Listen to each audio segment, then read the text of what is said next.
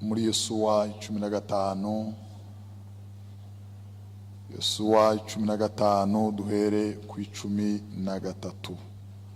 Turasoma harehare Yosuwa 15 duhere ku murongo w'13. Nuko Kalebu mwene Yefune Yosuwa amuha gakondo muri bene Yuda nk'uko Uwiteka yamutegetse. Amuha Kiriyataruba. Aruba uwo niwe se wa Anaki, niho hitwa i Heburoni. Maze Kalebu yirukanamo bene Anaki 3 aribo aba Sheshayi na Himani na Tarumayi bene Anaki. Nuko avayo atera abi Debira. Debira kera hitwaga Ikiriyatiseferi. Kalebu aravuga ati, umuntu uzatera Ikiriyatiseferi akahanesha, nzamushingira umukobwa wanje Akisa. Otiniyeli mwene Kenazi murumuna wa Kalebu niwe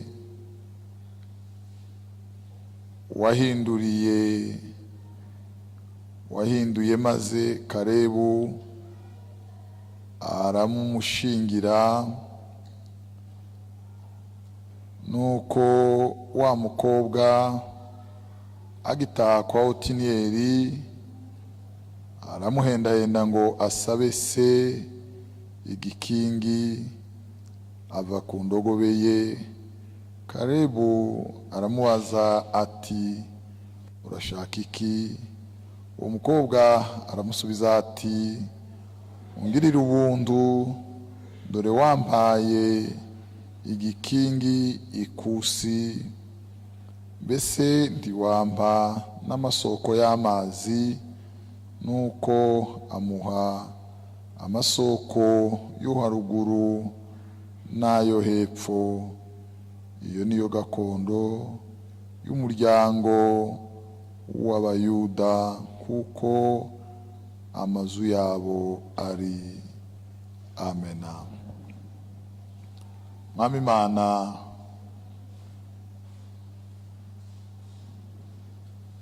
utugirire ubuntu kuko usanzwe ubitugirira kubw'imbabazi, dushoboze kuvuga ijambo kubw'umwuka w'Uwiteka.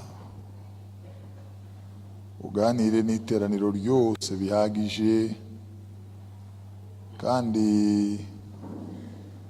utwuzuza umwuka wera, tubabariye gukiranirwa kose no kwirara kose, dutunganywe. Imbaraga z'umwijima na Satani zitsindwe, haganze wowe, hubahwe wowe, hasingizwe wowe, haratirwe wowe mu mitima y'abawe Mwami. Nta mutima utabasha. Uyu mugoroba utubere uwuburiza, kandi twese dutahe twishimye kubw'iminyago duhawe n'Imana yacu. Kandi iyo minyago ni ijambo ryawe, n'ubugingo uri mu intsinzi y'umuzuko wa Yesu. Mu izina rya Yesu, amena. Mana ishimwe. Na kanya gatoya gashoboka cyane, iminota nk'ingahe duhite turangiza. Iri jambo nashatse kuritekerezaho hambere, hashize hafi amayinga cyangwa ukwezi. Sinatindaho cyane, ariko numvise bisubiye kugaruka. Turavugaho gatoya ikindi gihe umwami Imana nabishaka tuzongera tuganire akandi.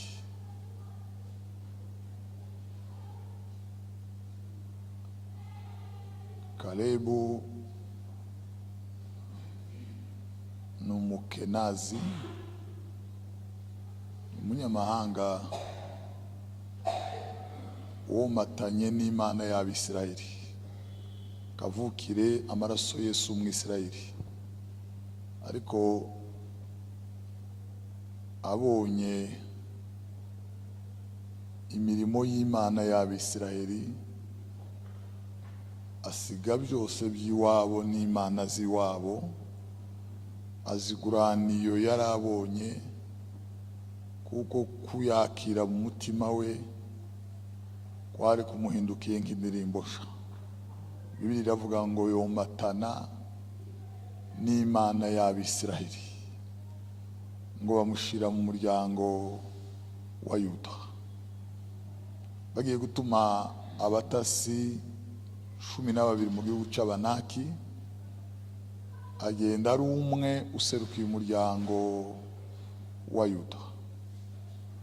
Baragenda baratata 10 rizana inkuru z'incamugongo. 2 Yosuwa na Kalebu bazanye inkuru zirema imitima y'abantu, zihumuriza abantu, zingingira abantu kwiringira amaboko y'Imana no kwizera imbaraga zayo. Ariko byabaye iby'ubusa, kuko 10 yari yavuze amakuru aca abantu intege ku rwego batari kubasha kwihangana. Se turi kumwe ba? Hari umuntu wasinziriye iruhande rwawe? Abari basinziriye Bwana sifiwe, Imana bahereza umugisha.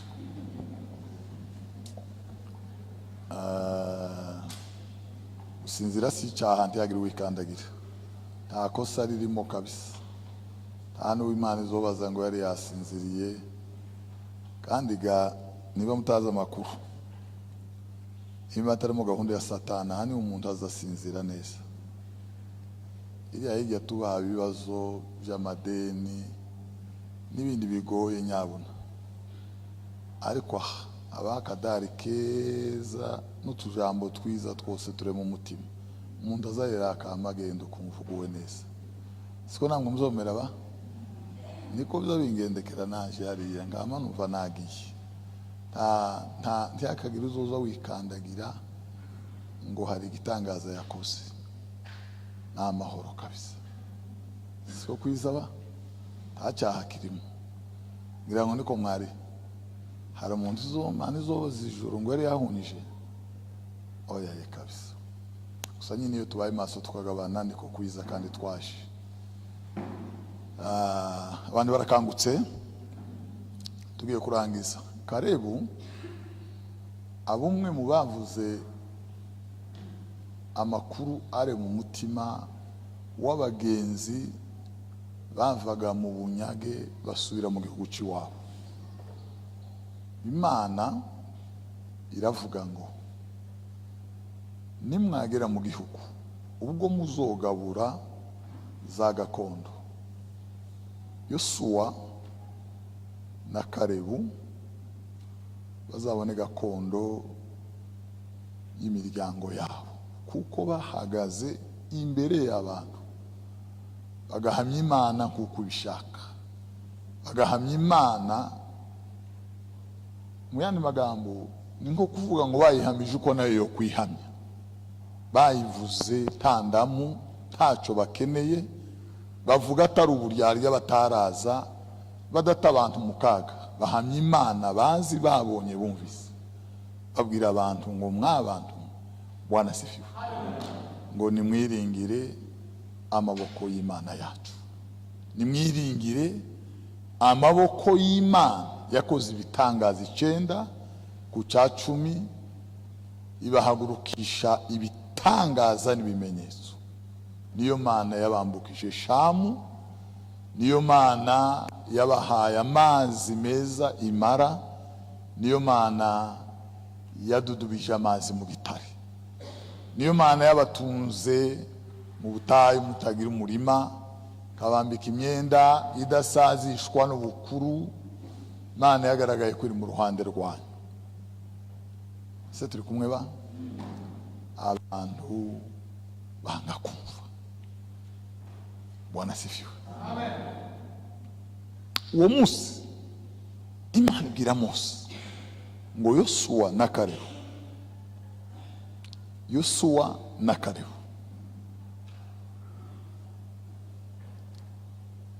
ngo nimwagera mu gihugu muzabahereze gakondo, muzabahereze aho bazaba. Mu yandi magambo, bazogira umugabane kuko barawukoreye, kuko binjiye mu nkike zigoswe n'amabuye, banyura mu banaki b'ibihangange, banyura mu ngabo n'amagare n'amafarashi, ntibakuka umutima, babona amaboko y'Imana ari hejuru y'ibyo byose. Baraza babwira abantu ngo yego nibarebare, ariko kubw'Imana yacu ngo tuzobarya nk'imitsima, kandi ngo ntibagire kibakingira. Niki gituma batagira kibakingira? Nuko nta kuboko kw'Imana kuri mu ruhande rwabo. Nuko mu mategeko y'Imana 12 ntibagira na rimwe bazabubaha. Nibiri marima ni kuriya mu barangiza, n'ubuhangange bw'ubusabusa nta kigenda. Ngo rubanda rw'Abisirayeli ruhindukira mu mitima n'imibiri rimwe, ngo bahindukira bose nk'inka zishabiye, bumvira inama z'abantu 10 iza Yosuwa na Kalebu bazitera umugongo. Imana ibwira Mose ngo Yosuwa na Kalebu nibagera mu gihugu muzabahereze gakondo. Tugiye kurangiza, baragenda iyo bajaga barazenguruka, igihe kigeze bagera mu gihugu. Mose arapfa, Yosuwa aba ari uba umuyobozi w'Abisirayeli, ngo arangize atangira kugabura igihugu. Aravuga ngo abo kwa Rubeni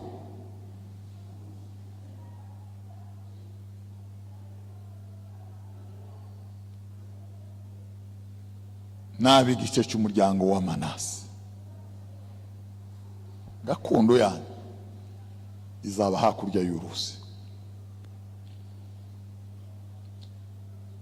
Bene Lewi nta gakondo muzogira, muzoba mu rusengero imbere y'Imana. Bene Simiyoni gakondo yanyu izabiriya.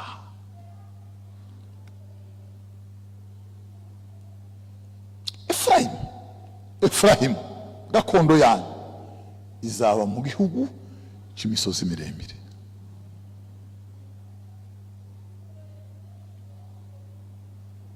Namwe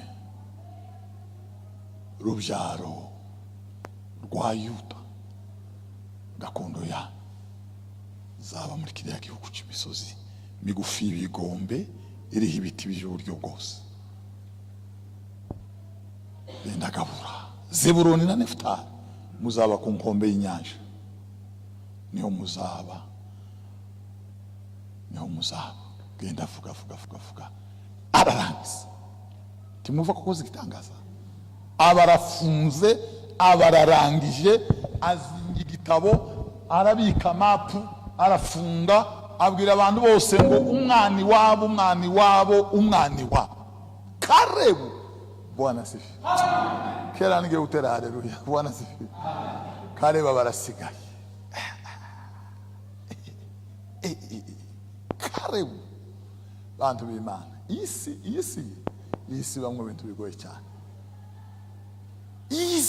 Isi umugabo wuzuye umwuka w'Imana, umugore w'imbaraga utinya icyaha nk'urupfu, wanditse mu gitabo cy'ubugingo.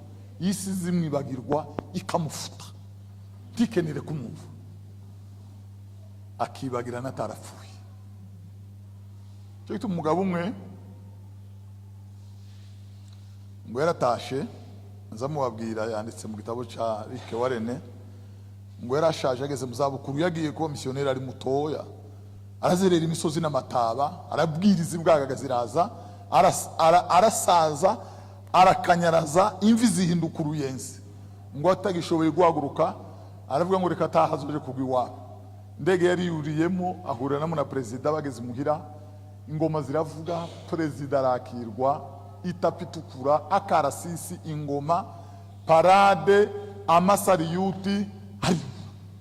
Mwageze muhira bazimana ngo ese Mana, uku niko kwacu bandi bagukoreye nuku ntakundi. Uyu wagiye ejo bundi aragarutse, nje umaze imyaka nagiye ndumunyembaraga, ngarutse amenyo yarashize, mbuze n'umuntu nakira agasakoshi. Niko mwisi yazatubanira abavandi.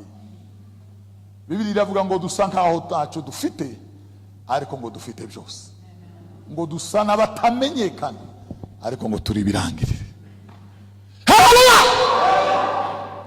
Dusa n'abatamenyekana, ariko turi birangirire.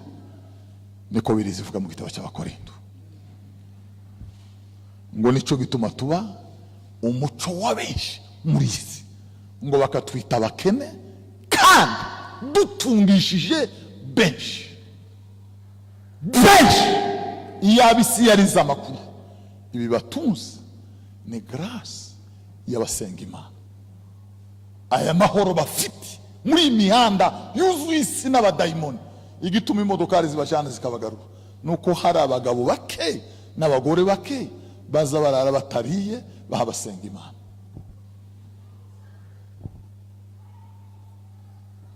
Niba mubona turera tugacutsa, si ibyikoze. Niba ubona abana bagenda bakagaruka, si impanuka. Shimira Imana yabikoze, kandi nabwo Imana ntiyapfuye kubikora. Hariho abagabo, hariho abagore, hariho abahungu n'abakobwa barara ku gicaniro, babungera ngo bare ku gikumba nijoro bahinduranye. Hariho abantu mu gitaramo bavandi barara binginga Imana ku manywa na nijoro.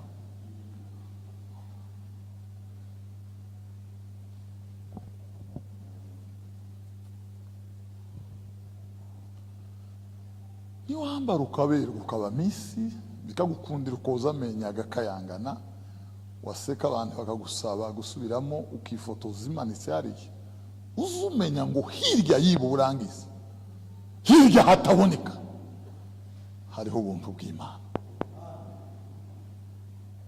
Hari ijambo rivuga ngo umukristo yageze kwa musobanuzi, kera nabatindiye, ngo asanga umuriro wakaga mwinshi cyane, waka hafi y'umuriro, ngo hari umuntu ufite amazi, ngo agasukamo wa muriro ngo uzime, ariko ukarushaho kwaka cyane.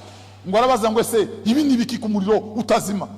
Ngo bamufata ukuboko bamujyana inyuma y'inzu, ngo bamwereke undi muntu wari ufite umukebe w'amavuta menshi cyane, ngo yayasukaga iriya mu mudege hataboneka, ngo akamanuka ikuzimu, ngo akika muri rya ziko, ngo umuriro ukarushaho kwaka. Ngo arabaza ngo none bisobanuye iki? Ngo baramubwira ngo uyu muriro utazima ngo ni ubuntu bw'Imana bukorera mu mutima w'umukristo. Uyu ngo udahengeshanya kuzimya, uyu ngo ni Satani. Ariko uyu utagaragara, Bwana zifiwe, uri hirya hataboneka, ngo baramubwira ngo ni Umwami Yesu. Ngo yatangije umurimo nizawusoza, yatangije umurimo nizawusoza. Hirya y'ibi bavandi hari ufite umukebe w'amavuta hariya hirya. Hirya y'ibi hari ingunguru z'amavuta, hari ibitaramo bivumbitse.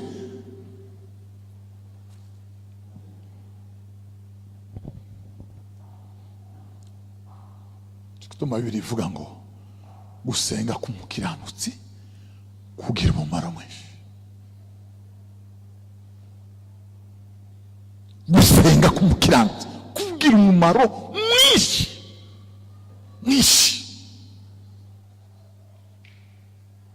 Niba hari abantu umuntu akwiriye gutinya, n'abantu bahora imbere y'Imana vis-à-vis n'Imana. hari ijambo ry'ihumure kuri bo ryanditse muri Matayo igice cya 5. Bwana sifiwe. Yesu aravuga ngo ahirwa bashavura kuko bazahozwa. Heri hahirwa bashavura kuko bazahozwa. Hahirwa bashavandi muri isi akarengane kabizera. Karebu Yosu kuribagirwa Karebu ngo Karebu araza ngo abwira Yosuwa ngo wibagiwe ikimana yatuvuze honje nawe turi Kadeshi Baruneya wabaye gute? Bwana sifiwe.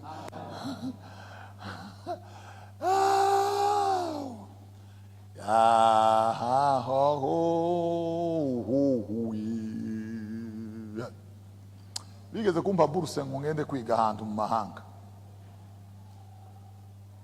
Njya gukora examen yayo ngo mare, baravuga bati ntazi icongereza cyane ariko nivo yiwe yogenda kiga nta kibazo. Abazungu hereza ifaranga ngenda gutya. Umuntu yamaze umwaka ari ruganiro rwa Sunzu Paul azagitaba ku kigo cy'ishuri. Siko bimeze ngo buce bansezeranya kandi kari gato cyane ariko kandi ntacyo kari kabaye. Ndakitegurira nijoro nayo mfite ikoti ry'umweru ry'ikositime namandigira ngo pshu. Igihe ijoro rigeze mu masaha 8 umugabo mwarampamagara ati bya bintu byapfuye. Inama numviye hariya muri kwe hariya ejo nushaka wihebure ndabigihari bipfuye byarangiye ndabyumvishe kera byarangiye nushaka wiheburire ejo nzokubwira uko byagenze mpuruya birapfa. Bwana sifiwe. Niko zabimera muri iyi si sinzi nitugira amakuba nibyo kutunaniza twoye gukuka imitima n'isisi wacu duhumure nibyo kwihanganira kugeza wazozira.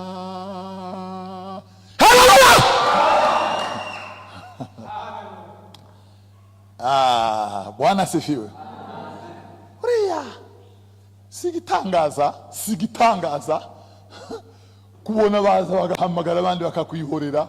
Wumve nawe Yesu wowe ngo aramubwira ngo wese tuzi ikimana yatuvuze onje na turi Kadeshi Baruneya.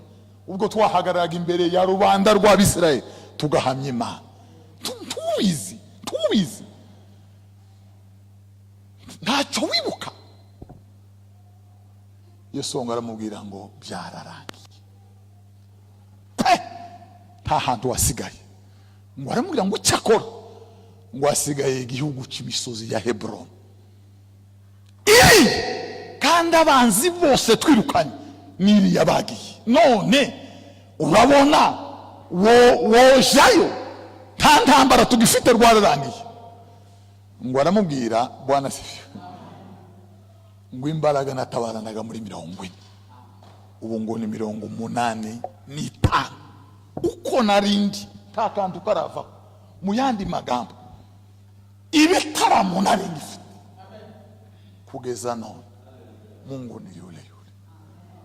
Haleluya. Uko naringoye ubwami bwa Satani niko nkibugoye kumanywa na nijoro. Amafungo nagiraga sindadohoka. Saa 8 yanje ni yayindi niho bivuga. Bwana sifiwe. Ngo abakiranutsi ngo bazashisha nk'umukindo ngo bashirwe hejuru nk'umwerezi w'irebano ngo batewe mu bikari. Noneho abantu batewe mu makorari, abandi baterwa mu majwi, abandi baterwa mu burevera. Yamahangarara agorisi arabomborana yigira igitangaza. Uri mu wiki uzopfusaza uyu mutwe wawe sinzi kiubamo. Uri mu wiki abandi batewe mu bikari by'Imana yacu ngo bazakurana itoto n'amakakama ngo bazageza mu busaza bwabo. Haleluya. Bakurana itoto n'amakakama.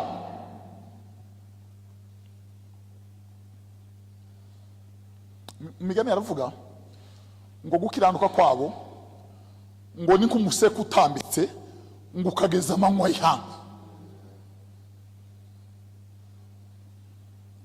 Yesaya yaravuga ngo bazogenda ntibazonanirwa, ngo baziruka ntibazacogora.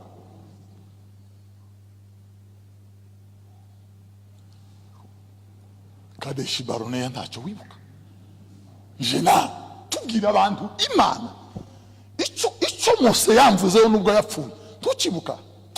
Ngo aramubwira ngo ndakibuze, ngiriya Heburoni, gendayo. Baramubwira ati hambi, ngo aramusinyira. Bibiliya ivuga ngo ariko ngo yari amaze gusaza. Siko bimeze? Ngo yari amaze gusaza, ngo yanga kwatura mu ruhame ko nta mbaraga kigira. Ese niko ba asoni. Haleluya! Abantu bumve ngo singishoboye. Ati hambi, ngo aramuhereza, ngo aragenda, ngo ahamagara abantu baraha, arababwira ngo umuntu uzotsindira iya misozi akayihindura, ngo nzamushingira umukobwa wanje witwa Akisa. Akisa nzamumushingira, ngo akaba umuhungu witwa Otiniyeli w'umukenazi. Ngo arahaguruka, bazompa Akisa abo umugore wanje Akisa, nguri yariya niko mvuze. Ngo arahaguruka Otiniyeli, ngo ahera imidugudu yose arayihindura, yose uko yakabaye arabirandura aratsinda. Ngo Yesu afata Kalebu, afata Akisa umukobwa we, ngo amushingira Otiniyeli. Otiniyeli ngo amaze kumwakira amugira inama, aramubwira ati ugenda usaba iso, yaduhaye igihugu ariko turi ni mu mbura amazi, none ntabwo nzi wowe ugenda ukaba nk'umubwira uti papa waduhaye no ku masoko y'imigezi, tukagera no ku migezi natwe. Ngo aramuhereza, araza ngo asanga se, aramubwira se, ngo aramaza ngo nikibazo kufite.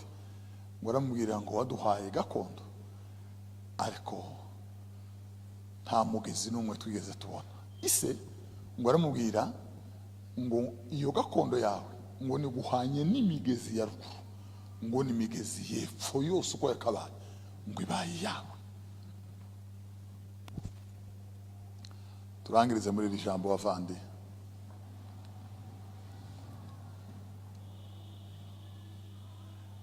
Uzubona aho uhagaze hahagije, uzubona izi mbaraga ufite. Hari abantu bazagira utubaraga tumeze nka buji iri mu idirisha ihaye ipapira, abantu batazi n'ibigeza Satani kiyayaka, twenda kuzimuka. Izi mbaraga ufite uzubona zihagije.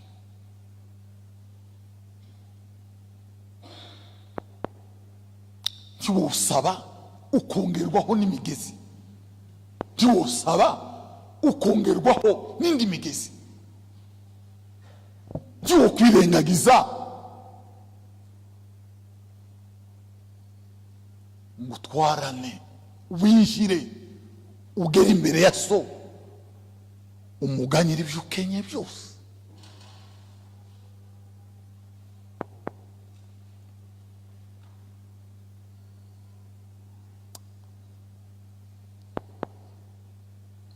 Ntugatekereze ngo aho uri haragije, ndagira nkumenera ibanga, hariho n'ahandi imbere, hariho n'ahandi utaragera, hariho izindi mbaraga utarakandagiramo, hari urundi rwego. Bwana sifiwe. Pawulo yaravuze ngo yataramiye mu ijuru rya mbere, ngo arazamuka, ngo agera mu ijuru rya kabiri, aramenengana, ngo ijuru rya gatatu rirakinguka, ngo yinjira mu ijuru rya gatatu, ngo yumva ibyo aya matwi atazayumva. Aravuga ngo ibyo amaso atarabona, ibyo ntaratekereza mu mutima. Haleluya! Ibyo ntaribwira byose uko byakabaye. Bwana sifiwe. Ngo biraho muri iryo juru rya gatatu, biraho. Igituma uvuga umwuma ufata imigambi ufata imyanzuro ukaba desiderate, ugambirira gusenga bikarangira ugasenza, ugambirira gusoma Bibiliya warangiza umutima umwe ukaba urarambiwe. N'impamvu ki? Waguye umumba, wahekeye mu mara, wahekeye mu gihugu cy'umutse cy'ubutayu n'umutaro. Icyo muri Yesaya havuga ngo ni mwigandagarizo ry'ingunzu, handi umusenyi wotse ibirenge ntiwigeze ugera ku migezi. Imigezi idudubiza. Iyi migezi yanditse mu Byahishuwe no mu gitabo cya Zaburi. Dawidi yaravuze ngo n'uruzi rw'umwami ngo rutemba rukanetesha igihugu cyose uko cyakabaye, ngo bigatuma ikirere cyose kinezeza ukibonye, ngo n'abagenzi bagasubizwa mu intege kuko begereye rwa ruzi rw'umwami. Yohana ngo yarubonye rutemba ruva muri munsi ya yandebe, aravuga ngo n'uruzi rw'amazi y'ubugingo, ngo rwamanutse rwerekeye burasirazuba, ngo aho runyuze rukagenda rutanga ubugingo bwavuye ku Mana, rukaza rugenda rutanga ubugingo. Ezekiyeli we ngo yabonye ruva mu rusengero, ngo rubanza guhera mu bugombambari, ngo rurazamuka, ngo rugera, ngo ruramanuka, ngo ikintu cyose rwasanze mu nzira ngo cyasubiranye imbaraga. Utekereze haba n'umugogo w'umusagavu waguye muri 60, ngo warashibutse ugira amashami nk'ibitoto uhinduka mubisi, ngo uramanuka uvura na za nyarubombwe zihinduka mbisi, uhura n'ibinyamuhwehwa byahiye agasigara uturimbo. Ikintu cyose ngo cyabaye kibisi. Bavandi, hariho imbaraga z'umwuka w'Imana. Nimuheze icyubahiro. Uzoba nkushaganya gatebe uvaho ahuba nta nakazuba kazakagera, ube nkushaganya gatebe utungane hano uhure n'uwo mugezi. Bwana sifiwe. Nugutemana sinzi ikintu kizakubaho, sinzi ikintu kizakubaho. Shaganya gatebe uvaho, shaganya gatebe, shaganya gatebe ube nkuwigira imbere bukeba nkugira ukitimbiswa, ube nkuwigira nkaho amazuru bigitangaza ke. Haleluya! Bakushaganya gatoya, hariho uruzi, hariho imigezi, hariho imigezi itemba ku manywa na nijoro, hari imigezi y'ubujuke n'ikanguro, hari imigezi y'imbaraga z'Imana. Niyo Kenazi na Aksa ngo basavye Kalebu ngo abahereza imigezi y'epfo, ngo abahereza n'imigezi ya ruguru. Bwana sifiwe. Mu yandi magambo, barabanyembaraga iburyo n'abanyembaraga ibumoso n'abanyembaraga. Izuba risanye n'amapfa ntacyo bizabatwara. Boririmba bakavuga ngo nzashishira mu bikari byabo. Bwana sifiwe.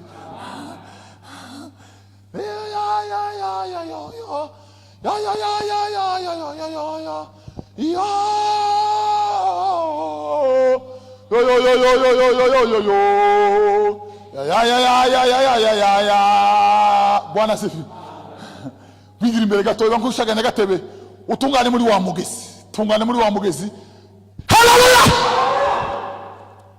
Uwo mugezi usarire mukristo ngawugezeho.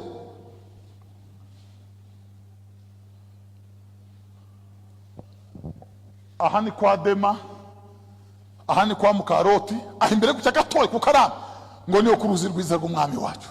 Ngo hageze asanga hanezeza igihumeka, ngo hari imbuto z'ibiti zera amoko y'uburyo bwose, ngo zahindurane hakurya no hakurya, ngo arahasibira hagira nk'akangahe. Bwana sifiwe. Kandi gitangaza ngo amababi y'ivyo biti ngo yakizaga abagenzi indwara z'ubutumbe, ngo akomora n'inguma zose bakomerekeye mu rugendo rwose rwo muzi. Bwana sifiwe. Ngo akihicaye ngo akabona ikiganza gifashe ya mababi, ngo kikagenda kimwomora, ngo akanywa kuri ya mazi. Ngo hagirira umunezero. Ya haraho yageze aramiriza kwijwi rirenga, aravuga ngo nimubona umwami wanje ngo mumubwire ngo urukundo ruransabye, nimubona umukunzi wanje mumubwire ngo urukundo ruransabye. Bavandi, hariho handi wo kwigira. Igira imbere muvandi, igira imbere muzindi imbaraga, igira imbere hindura kuri kuva muri icyo kibanza, va muri iyo nyifato ishimishe Satani.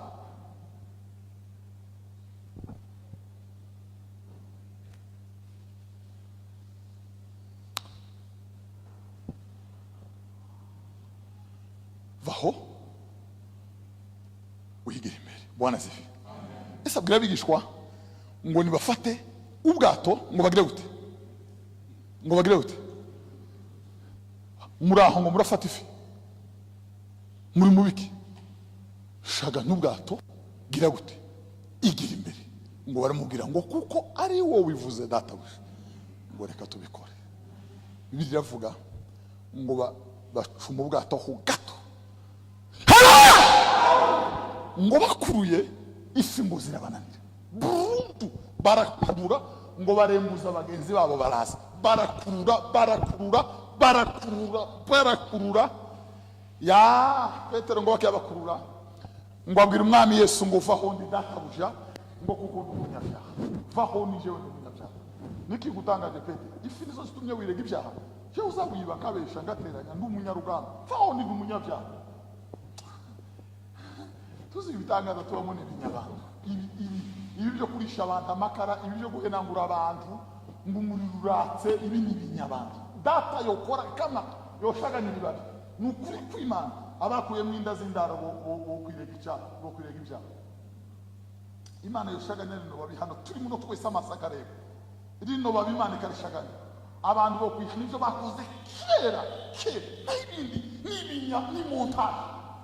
Ni montage yo mu isi yanyu. Igira imbere. Bibiliya iravuga ngo tugomba guhera mu byambere bya Kristo. Ngo twigira imbere aho dutunganirizwa rwose. Twigira imbere bavandi. Mwigira imbere musome Bibiliya cyane. Mwigira imbere musenge cyane. Mwigira imbere mu babagwaneza cyane. Mwigira imbere mu babanyamahoro cyane. Mwigira imbere mwihangane cyane. Haleluya! Mwigira imbere Bwana sifiwe. Mu bataramye cyane. Mwigira imbere mwongera amasengesho cyane. Mu bihe byo gusenga amasengesho yawe agera kuresha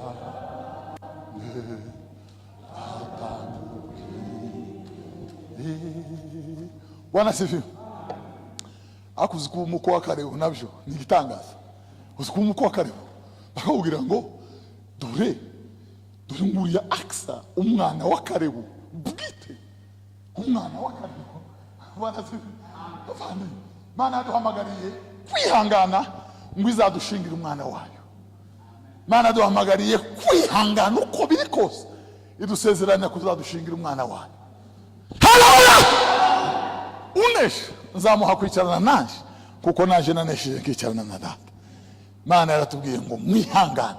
Unesha dore ngo uyu mwana wanje nkunda kamwishimira. Nzamuhereza umwana wanje. Yes!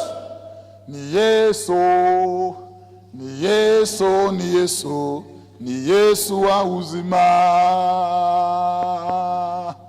Hey! Reka iryo tabi nunesha nzaguhereza umwana wanje. Nguriya hari Aksa wanje. Arangwa n'inkovu nyinshi harimo nizo mu rubavu, nizo mu ruhanga, nizo mu mbere.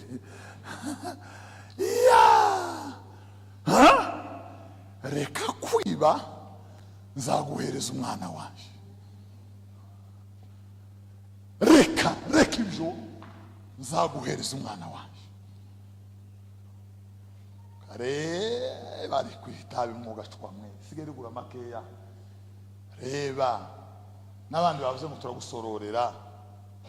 Umunsi wa nyuma nk'inzoga igititi cyarazimwesheje baraho bamwesha ku ngufu. Nananiranye sisako. Umugabo nje waretse vuga ibi ni bidero. We zubona tugufata nk'abandi. We waje kamene murabona alors des auxiliaires. Uri muri. Bamankube tigitutu.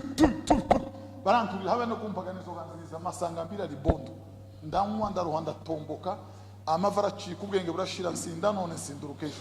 Niwo munsi wanyu.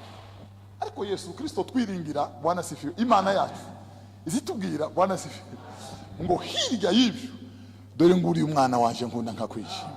Nguriya Aksa. Haleluya! Nguriya turarwana ngo dusingire icyo data yadufatiye. Turarwana ngo dusingire icyo data yadufatiye, kandi hirya y'ibitugaragaza n'ibiturwanya afite akisa umwana wanje nkunda nkamwishimira. Ni bandi bo kwihangana ngo bazahabwe akisa. Bwana sifisa. Ni bandi bo kwihangana ngo bazohabwe akisa.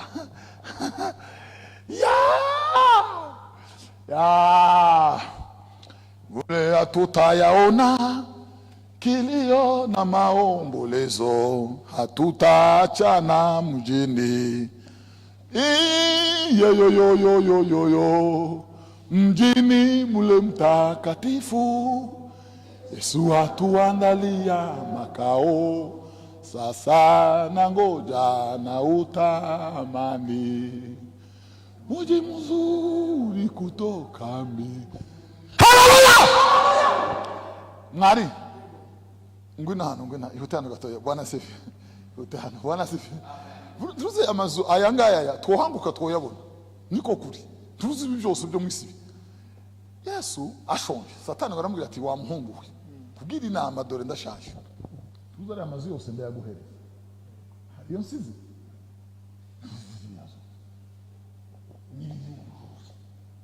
Ntacyo nsigaje. Kimwe gusa wapfukama imbere yanje, ibindi n'ibindi. Ubu bwami bwose uko bwakaba n'ubugwererane, amaremare n'amagufi, aya yo ku muhanda yo gucururizamo n'aya yo ku nyanje fo, amwe ari n'akayaga n'amaperusi. Satani aramubwira ngo byose ndabiguhereza. Ariko Yesu ngo aramubwira ngo biranditse, yewe Satani, ngo uramye Uwiteka Imana yawe yonyine, mwabudu Mungu wako yeye mwenyewe. Biranditse ngo uramye Uwiteka Imana yawe yonyine. Amazu uwanika ngabuwe cyangari ninirite ndimbata icyacose sinabekunda. Haleluya! Jempisemo Yesu mucunguzi wanje nkunda, andutira amafaranga cyangwa izahabu. Je nkunda uwabambwe yo naburikise mufite kwandangirije. Kwandeba mkecu sikonde urafashwa uwanimika nkaba umwami w'ishanga rinini rite ndimbata icyacose sinabiku. Haleluya! Ya Bwana sifiwe sana. Bwana sifiwe sana. Tunapiga mbio katika mashindano, singa batazi yo baja bamaze ko tubwira ko wakisari hariya umwana w'umwami, kandi none utari karebu umwana w'umwami nyamwana, umwami w'ikirenga. Yaratubwiye ngo nidutsinda ngo azaduhereza umwana wiwe, kandi si umubandi, kandi si inkuru, kandi ntazabesha. Yaratubwiye ngo azaduhereza umwana wiwe. Haleluya! Hirya yaya maso hariho akisabuyo, hari hirya hariho akisara dutegereje, hariho umwana w'umwami. Niyo waranga niki cyakurikiye akisa. Bwana sifi. Kandi abaguhaye akisa baza baguhana n'imigezi yose iraho hafi, migezi yose.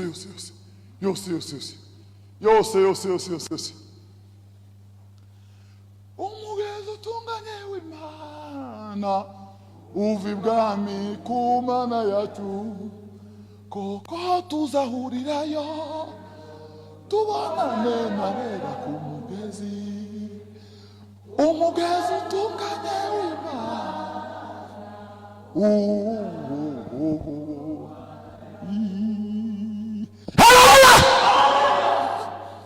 ya Bwana sifiwe. Ku munsi mutwe waganire kuri iyo migezi, ngo ni isoko imwe ifite imigezi ne ngo imanuka, ngo ibiri zinyura iburyo, ngo indi ibiri ikanyura ibumoso, ngo ikagota cya gihugu, ngo kikaneta cyose uko cyakabaye. Bwana sifiwe.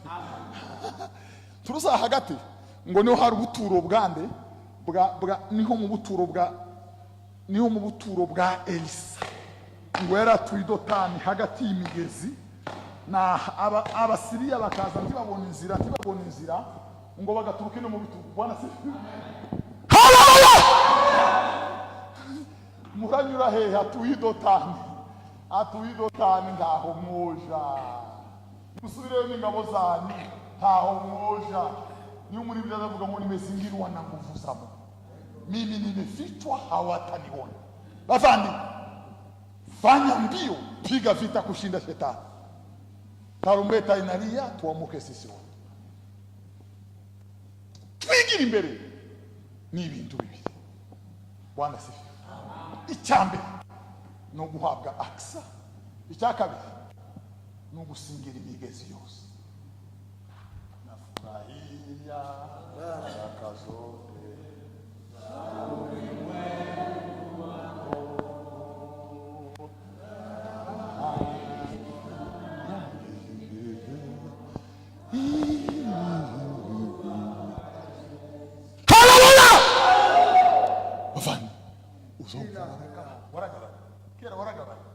Kera zomvora shikirie baraka zote za ulimwengu wa roho, iyo migezi zitemba ya hari imbaraga ziri mu bizera, hari imbaraga ziri mu mitima yabo bahima, hari imbaraga ziri mu turafurana muri isi, tunyura mu mpatanwe, tunyura mu kaga n'amakuba. Rimwe turara mu gitaramo byanze, ubundi hari ubwoba, ubundi dufite inzara, ubundi hari ibiheri, ubundi bitagenda, ubundi barwaye, ariko bikanga twoma tugahota. Napiga mbio katika Zaburi, katika mashindano kugira ngo nsingire icyo Kristo yafatiye. Hirya ya Biriya hari imigezi y'urunyuranyura, abayinyuramo cyangwa bamwera kuri iyo migezi ntibazakika intege, ntibazananirwa, bazahagarara benye imbere y'amaso y'Imana yabo. Ni bande bumva twobasengera kugira ngo basuzwe mu intege nsha, basingire aksa. Kandi aha aksa ari no kubanza gutsinda imisozi n'ibibaya n'imidugudu y'abanzi, warangiza kubahirika bose ko bakabaye bakagusingiriza aksa. Kandi nufata aksa uzahabwa n'imigezi, uzasubizwa mu mbaraga zitarabaho, uzobona imbaraga zitarabaho.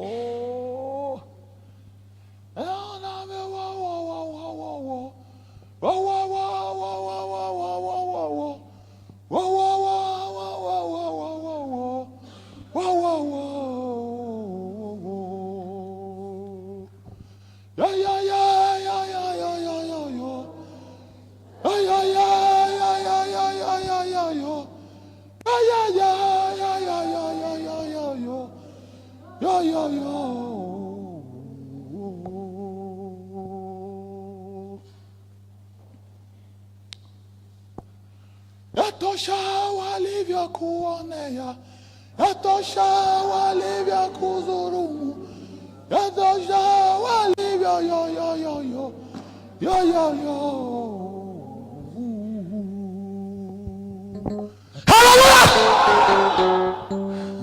Hirya y'ivyo hari imigezi nakisa byombe biragutegereje, hari imigezi nakisa biragutegereje.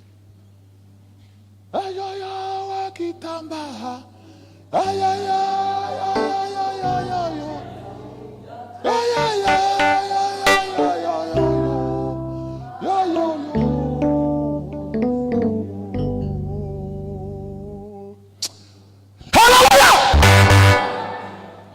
nugutsinda umudugudu wa mbere, kumva indirimbo iravuze yatoya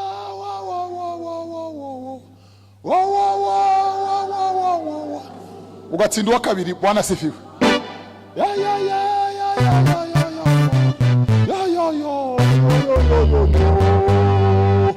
Ugatsinda uwa gatatu. Bwana sifiwe.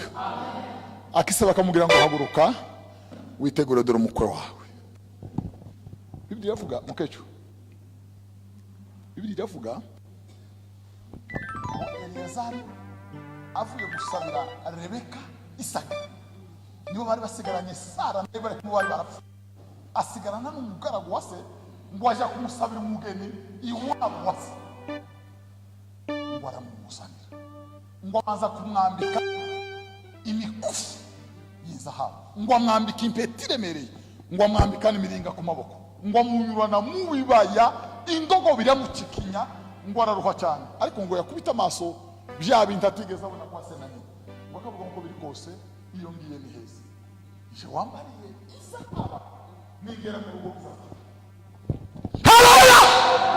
Bibiliya ivuga ngo bakomeza kumva muri azira ngo batungutsa ahantu ngo barangiza Isaka. Ngo Rebeka baza Eliyazari ngo aramubaza ngo ese uriya mugabo ninde, uriya musore mwiza uturi imbere ninde? Ngo aramubwira ngo uriya ni umugabo wawe. Ngo ahita amubwira ngo nimuhagarare mwese. Ngo barahagarara, ngo asubira mu bikapo byiwe, ngo afata umwitero ngo yifuka mu mutwe. Ngo aramubwira ngo twitonde tugiye gushika. Ayo ni amabwiriza ya Rebeka. Kwa kundi wacu bagazagira batwikira. Ngo aravuga ngo nimwitonde tugiye gushika. Ngo bagenda gahoro cyane. Isaka ngo arigorora hagarara imbere y'ihema ngo arangiza Rebeka je ya duheze sicywaga. Haleluya! Muri isi tunyura mu bigoyi bihanamanga n'imyorera, ariko hejuru ya byose tuba duterwa intege n'ikimenyetso cy'amaraso twashizwe mu ruhanga. Tukaririmba ngo Uwiteka umucamanzi yambonyeho amaraso ntaza ncira urubanza rubi. Ya! Haleluya! Bavandi, hari ikimenyetso dufite subu pasiteri saga saraba. No, ni ikimenyetso cy'amaraso tumenunuriwa kwa damu. Igitonyanga cy'amaraso cyatonyangi batura mujije. Haleluya! Bwana sifi. Rebeka ngo aravuga ngo itonde ngo ava ku ndogobe ngo aritunganya ngo afata umwitero aripfuka wese uko yakabaye. Ngo aravuga ngo nimugabanye urugendo. Ngo bagendagaho ngo ageze imbere ya Isaka. Ngo arahagarara, Isaka atera intambwe, ngo aramuhobera, ngo aramuzana amugeza mu mbere mwa nyina, ngo amwibagiza umubabaro wa nyina Sara wapfuye biribagirana. Yibagirwa umubabaro wa nyina. Bada muzamwibagiza abagabo umubabaro w'abase n'abana. Muzamuhabera abantu beza, nta n'ikindi bakeneye n'ubwiza gusa. Ya ariko tuzoja mu ijuru. Sikukuri tuzaje Siyoni kuma. Nawe ndakwifuriza kuzabayo.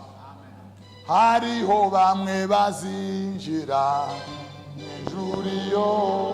mw'ijuru babona ibyiza babekiwe uzabaho.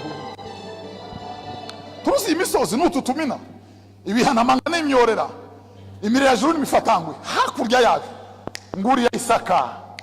Nguriya Isaka aragutegereje Rebeka. Bakristo, nguriya Isaka aragutegereje Rebeka. Nguriya hakurya. Nguriya aje kujana itorero. Oya ndibigitinze.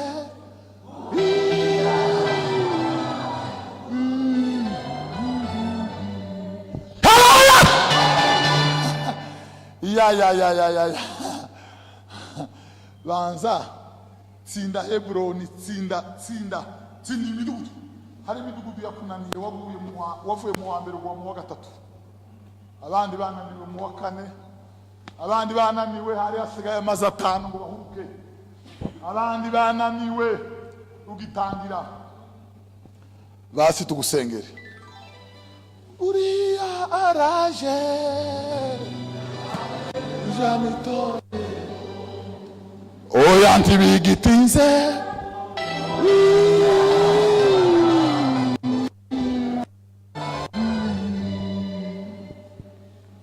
Oya ntibigitinze.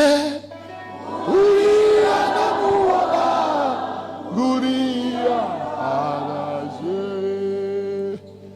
Ariko iki gihugu cumaguritse utuyemo, iki gihugu kitabamwe imbaraga, nta nyoni zijwigira zikibamo, nta jwi ry'umukwe n'umugeni rikibamo, ni igihugu cy'igiswa. Waribuze nawe tuzi yuvukagera. Wakwigiye imbere ugahabwa imigezi, wakwigiye imbere ugahabwa imigezi. Gatwongere dusabe muvane umuhoza nasenga Imana.